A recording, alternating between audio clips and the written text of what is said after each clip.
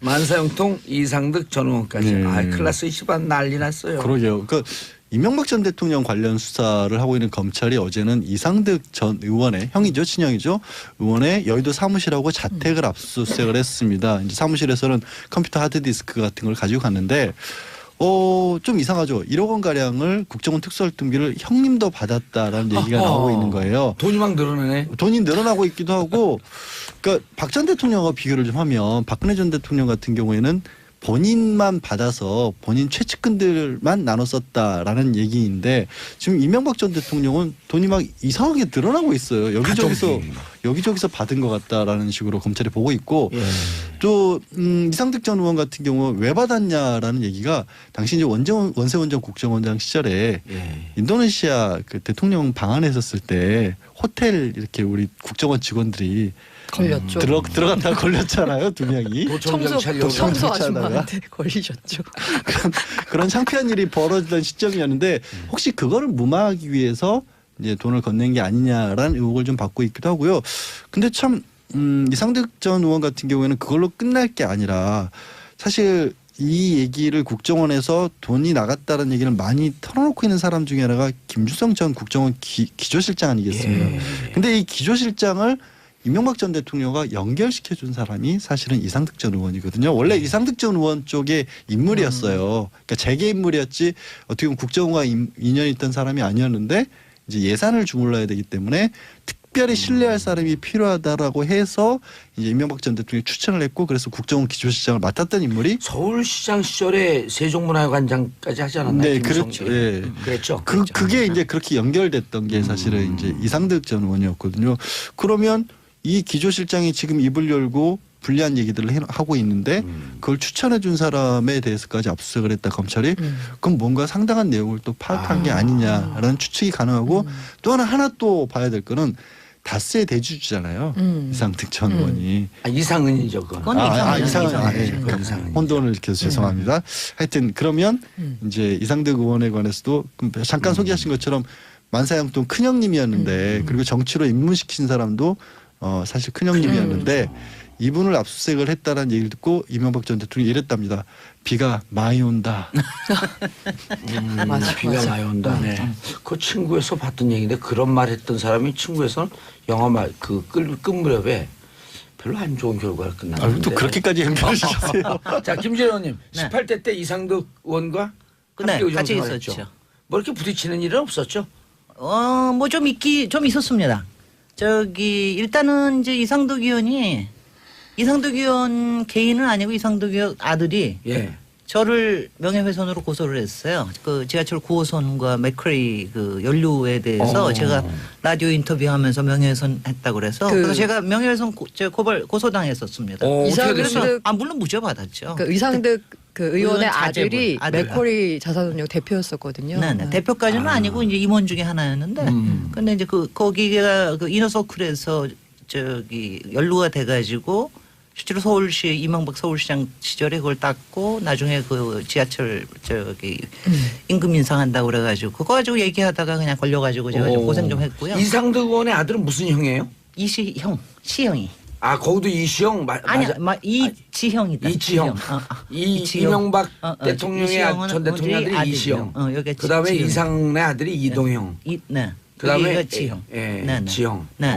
그렇게 돼서 족보를 캐고 그다음에 뭐 제가 또 하여튼 이상득 의원이 분명히 상황이고 만사형통인 건 확실한 당시에 워낙 영폴 라인들이 국회를 꽉 잡고 있었기 때문에 특히 국토위는 꽉 잡고 있었어요. 그런데 국토위에 여러 가지 국정감사 하다 보면은 하여튼 포항에 걸리는 일들이 이상득 의원이 뭐 가령 LH를 동원해서 거기에 뭐 프로젝트를 했다라든가 뭐 이런 것들이 워낙 많아가지고 또 국토위 같이 하셨잖아요. 그거 같이는 안 했고 제가 이제 거기 영포 라인에 있는 사람들을 위원장 할 때 제가 좀 이제 그때 좀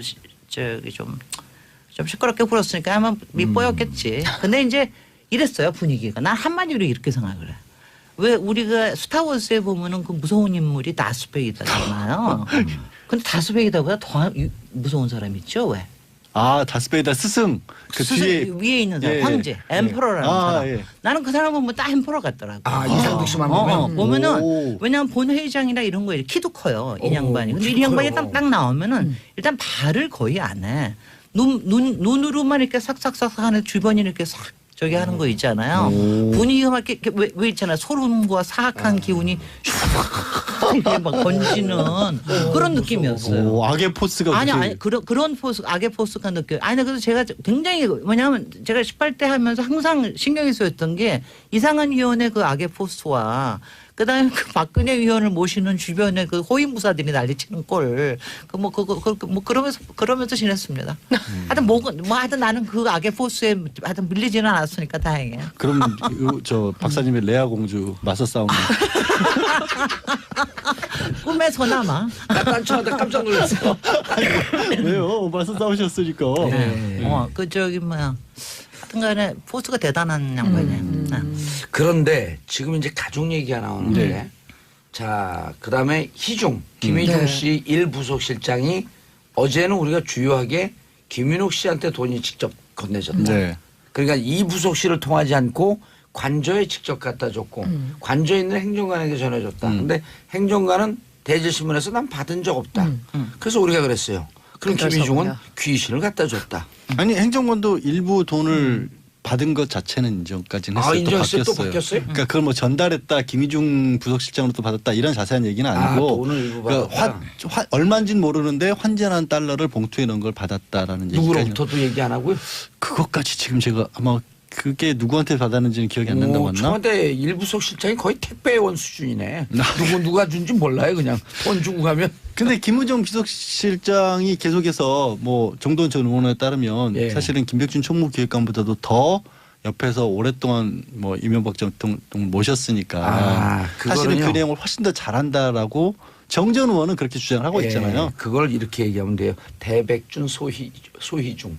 아. 큰 돈은 백준이만 주고 그다음 작은 돈은 희중이만 줬다 그랬고 그 내용에서 대백준 소희중. 근데 이제 김희중 부속실장 얘기를 제가 꺼낸 이유는 뭐냐면 김희중 비서실장이 그럼 왜 돌아서느냐를 얘기를 많이 했었을 때 개인적인 어떤 좀 배신감. 신뢰가 배신감 이런 것 때문이라는 얘기를 했었는데 김희중 부서실장은 그렇게 얘기를 안 하고 내가 검찰에 가봤더니 워낙 증거 관계가 탄탄하게 쌓여 있어서 말을 내가 어떻게 부인할 수가 없었다는 얘기를 했거든요. 그래서 이제 주변에서도 그 아까 지금 이상득 전 의원 압수수색 한 것도 사실 지금 시점에 사무실에서 뭘 찾겠다고 했겠느냐 이거는 확인 작업이다라는 게 좀 시각이 더 많은 것 같아요. 조금 의외였어요. 왜냐하면 지금 이제 뭐 그 특활비 문제뿐만이 아니라 지금 민간인 사찰에 관련돼서 돈이 쓰여진 건 거의 확실한 것 같다 그랬는데 여기서 왜 이상득이 나오나? 이상득 의원하고 무슨 고리가 있어가지고 그러나? 그래서 지금 뭐 얘긴즉슨 특활비만이 아니라 다른 또 무슨 소스 돈이 나온 소스가 또 뭐가 나온 게 아닌가 뭐 이런 추측도 가능할 것 같긴 해요. 예, 추측이고 이제 지금 김주성 이분이 사람들이 김주성을 그 저쪽 이제 보수진영에서 얘기할 때 무슨 허접한 말단 직원처럼 얘기하고 이 말단 직원이 무슨 가족들과 무슨 관계가 있고 대통령하고 무슨 독대하냐 아유, 이렇게 하는데 이분이요 한화 이상득 있을 때 이분이 부회장 출신이에요. 부회장이 허접한 직업이에요? 그 세종문화회관 관장 출신이에요. 그리고 국정원 기조실장은 국정원의 투탑이에요. 그럼요. 그래서 국정원장이 대통령에 직보하지 않거나 그럴 때 직원과 직보로 서수만 일대일 독대가 가능한 게 비일비재하게 할 수 있는 자리예요. 그렇게 하게끔 하기 위해서 기조실장을 서로 계보가 좀 다른 사람을 넣는 거거든요. 상호 견제하라고. 근데 보수진영에서는 특히 뭐 저기 자유한국당에서 건방지게 기조실장이 어떻게 대통령하고 독대를 하냐고. 그 건방진 기조실장이요. 국정원 이제 계속되고 있는 게 특수활동비 문제잖아요. 국정원 특수활동비 4천억에서 5천억인데 그 예산이 전부 특수활동비라는 딱 한 항목으로 묶여 있습니다. 그리고 그거를 다 편성하고 집행할 수 있는 권한을 가진 게 기조실장이에요. 4천억 주무르면은 건방진 사람 아무것도 아닌 사람인가요? 그리고 김성호 법무부 장관이 참여정부 마지막 법무장관이 국정원으로 가거든요. 그 2008년도에 국정원장을 하는데 참여정부 시절에 임명했으니까 쳐내야 될 거 아니에요. 그거 쳐낸 장본인이 김주성 실장이에요. 국정원장은 목을 쳐요. 그다음에 지금 이제 중요한 게 뭐냐면 2010년 9월까지 하거든 김주성 실장이. 근데 검찰이 그 다음에 기조실장 모경만까지 보고 있어요. 근데 이분은 2010년 9월서부터 2012년 까지 또 기조실장을 하거든요. 원래 정권 후반부에 더 극성을 부리거든. 돈이. Money is big. 참 근데 더러워. 여기- 구질구질하고 주작하고 입에 담고. 우리 김진애 의원님 표정 보니까 진짜 더러움을 확 난 느꼈어. 정말 뭐냐면 이렇게 추잡스럽다는 느낌이 뭐냐면은요. 난 박근혜 때도 그랬어요. 나는 돈에 대해서 이렇게 어디다 갖다 주라 지시는 했을 줄 알았어. 뭐 그럴 수는 있지만 설마 직접. 자기가 직접 손을 대지라고 생각을 안 했는데 그거 뭐 관저 앞에다까지 문 앞에까지 갖다 놨습니다. 이거는 뭐 그것도 아니고 완전히 관저로 들어갔다고 그러잖아. 왜냐면 정말 그리고 더러워. 옷값 내고. 더러워. 아니 근데 정말. 이걸 보면 그 국정원 특수활동비라는 게 제 목소리가 더럽다는 뜻은 아니죠. 그냥 쌈짓돈으로 생각하고 쓴 것 같다는 생각밖에 그러니까 안 이번이 들어요. 아직은 원래 의혹 그랬던 건지 단계지만 진짜. 이명박 전 대통령 당시에 더 상황이 더 심각했던 게 아니냐. 아까 초반에 말씀드린 것처럼 박 전 대통령은 철저하게 자기 개인 용도 아니면 자기 측근 관리용으로 일부만 직접 받아서 사용을 한 것 같은데 이명박 전 대통령 당시는 형이라든가 아니면 누가 참모라든가 이런 사람들이 직접 받아서 집행한 내역이 나오거든요. 그럼 김진모 전 비서관 같은 경우도 본인이 직접 5천만 원 받아가지고 전달해줬다는 거 아니겠어요? 그러면 글자 그대로 지금 고 기자가 지적한 것처럼 쌈짓돈처럼 그냥 네. 가져다 썼던 게 아니냐는 의혹을 지금 받고 있는 거죠. 그래서 이게 박근혜 의원은 기껏해야 어저께 나온 무슨 뭐 자기 자문 의사들한테 자문역 1억 의사들한테 정도. 1억 정도 내려보냈다 뭐 이러는 거 같은 것도 그런데 지금 보면은 지금 이명박 정부 때 얘기를 보면은 입막음용으로 썼다는 그 공작비로 썼다는 거거든요. 그렇죠. 그러니까 이거 그냥 특수구역비 맞네요. 그럼요. 그러니까 그러니까 분명히 규모나 활용하는 방식 자체가 훨씬 더 조직적이고 조금 더 음모적이고 좀 그렇게 아니 보입니다. 어제 그 SNS를 봤더니 어떤 분이 이렇게 올렸어요. 국정원 특활비 검찰 포토라인. 순서로 쭉 쓴 거예요. 신학수 전 총무비서관, 권재진 전 민정수석, 이상득 MB형, 김윤옥님 각하 가 되지 않을까 하는 발칙한 추정과 상상을 해봅니다. 이건 올린 사람은 여기 이름이 있어요. 정봉주. 네. 그런데 목욕만까지 가면 이거 심각. 그리고 이게 금맥을 캐는 것 같아요, 의원님. 네. 점점 돈이 커져. 그러니까. 근데 우리가 4개월 전에 제보 받았을 때는요. 네. 수십억 단위였었어요. 아. 그리고 우리가 지금 제보 받은 그 내용 그대로 가고 있어요. 이게 이제 해외로 갑니다. 아. 아니, 제보 받은 내용에 따르면. 근데 해외로 가는 거 순간에 그래서 그다음에 저 김희중 씨가 검찰에 들어가니까 워낙 탄탄하게 가지고 있다. 그렇죠. 이거 네. 탄탄하게 갖고 있다 그랬는데 김희중 씨도 그러고 김주성 씨 같은 경우도 국고손실죄거든요. 이게 자기가 빼돌렸으면 국고손실죄가 무지하게 큰 형이에요. 10년 이상이 가능하죠. 1억 원 이상일 경우에. 10년 이상의 무기징역이에요. 예? 그럼 그거를 벗어나기 위해서는 할 수 있는 내가 한 방법은 게 아니다. 그러면 본인이 누군가의 지시를 누군가의 하는 지시에 거죠. 따라서 어쩔 수 없이 빼왔다라는 얘기를 할 수밖에 아니 없는 뭐 빼온 게 상황이죠. 아니라 누구의 지시에 의해서 난 집행했다. 어. 이게 특별 활동인 줄 알았다. 왜? 그분이 지시했기 때문에. 그렇게 빠져나가야 되거든.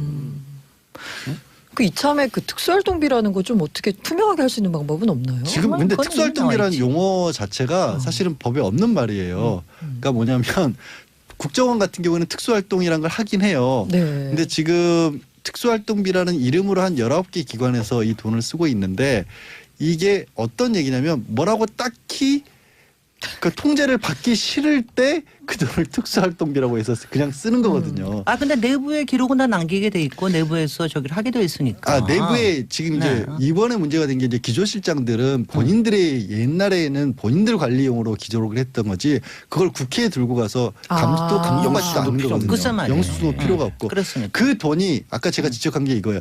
다른 부서들은 그나마 정상적인 예산이 편성이 돼 있고 아주 일부 검찰 같은 경우도 사실은 수사를 하다 보면 실제로 밥값이라도 들 때가 있거든요. 예산으로 정식으로 통과받기는 어렵더라도. 근데 국정원은 그냥 4천억 5천억 원이 특수활동비라니까요. 다른 게 없어요. 그리고 알아서 배분하는 거예요. 내부에서. 그래서 그 부분을 국회에서도 법을 바꿔서 네. 필요한 부분을 인정을 감사할 수 하더라도 나머지 부분들은 아니 국정원 직원들도 하다못해 사무실에서 뭐 모자란다. 갑자기 왜 모자? 제가 김진애 박사님 보고 거기다 모자가 떠올랐는데 제가 딱 그냥 짜줄게. 책상 사고 컴퓨터 여기에 사고 특활비 안 써주셔도 돼. 이거는 그런 예산은 투명하게 하자는 거죠. 그렇죠. 그리고 감사도 받을 수 있고 국회 정보위에 보고하면 되거든요. 비공개로. 그리고 1급이나 2급 비밀로 클래스파이 해갖고 딱 분류해갖고 이거 공개하는 사람 법적 처벌 물으면 되는 거예요. 그렇게 했고 어쨌든 감사를 받으면 되는 거 아니에요. 예. 지금까지는 안 됐었다는 거죠. 그건 그렇죠. 통째로 안 안 돼 했다는 있었죠. 거죠. 예. 자, 김진호 박사님 오셨으니 요즘 MIT예요? 오? 인지하셨어. 예. 우리 좀 미트볼 뭐 고기만 생각했지 이게 MIT 도시계획학 박사. 네, 네. 그럼 몇 년 계셨어요 미국에? 미국에 7년 있었습니다. 석사하고 박사하고 유일한 여성 박사시라고. 아, 그렇지 않아요. 누가 아니, 거짓말 한국 사람 자꾸 해. 중에. 가짜 뉴스야 그거. 한국 사람 그것도 중에. 가짜 뉴스야. 그래요? 이러시잖아요. 아니, 이것도 가짜야.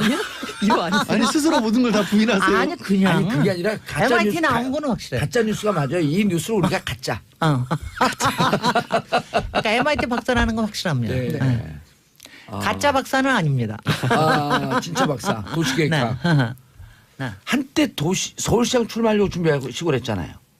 그런 적은 없었고 꿈은 좀 있었죠.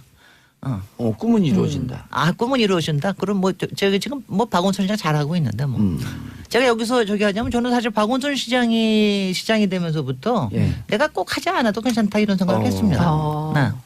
박원순 시장이 워낙 저하고 노선도 좀 비슷한 데 있고 우리 시비 그리고 걸려요. 워낙 자꾸 얘기하면. 네. 알았습니다. 네.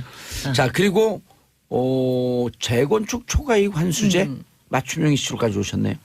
전공. 글쎄 이게 이제 요새 그저께 국토부가 발표를 하는 바람에 이제 어저께부터 굉장히 이제 난리죠. 뜨거워졌는데 그러니까 재건축 초과 이익 환수 법이라는 게 지난 5년 동안 유예가 유예됐어요. 됐어요. 2013년부터 유예가 됐었죠. 그렇죠. 그러니까 박근혜 정부 동안에 이제 한 번에 걸쳐서 연장을 해가지고 거의 6년 동안을 유예를 했습니다. 법은 언제 통과됐어요? 법은 2006년이니까 정몽준 의원이 하셨을 걸. 그랬어요. 그래가지고 예. 유예가 됐는데 이제 올해부터 이제 이거를 이제부터는 시행을 하게 되는 겁니다. 예. 그래서 사실은 작년에 굉장히 이 재건축이 이제 끝날라 그러면은 예. 확실하게 난 관리 처분 인가 계획까지 인가를 받아야 되거든요. 근데 작년까지 받느라고 난리를 쳤어요. 그게 바로 이 초과 이익에 대해서 분담을 안 하려고. 그 작년까지 그래서 지금 난리가 났는데 요번에 이제 이게 올해부터 시행이 되는데 국토부에서 이제 말하자면 추정이 되는 이익 부담금이 얼마나 되느냐라고 하는 거를 낸 거예요. 추정금을 냈는데 그게 평균 3억 5천쯤 되고 예, 많은 최고. 경우에는 한 8억쯤 된다. 8억쯤 된다. 근데